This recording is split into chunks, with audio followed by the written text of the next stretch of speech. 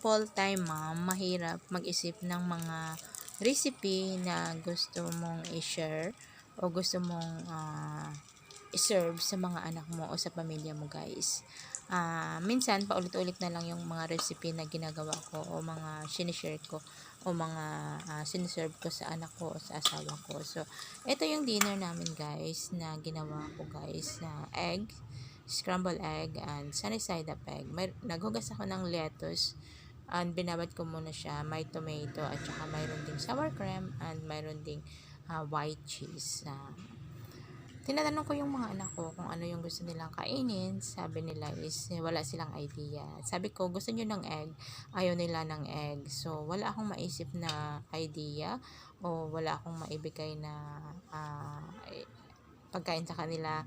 Kasi nga, hindi ako nakababa kanina, hindi ako nakapunta ng supermarket. So, ito na lang yung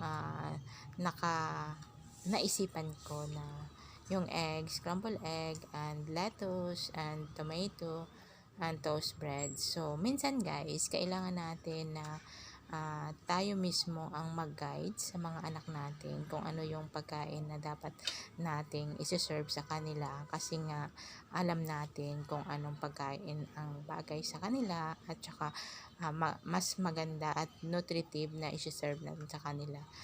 Kaya ito ay low budget lang ito, guys. Kayang-kaya ng bulsa. Kaya try natin ito. Ang sarap pala, guys, no?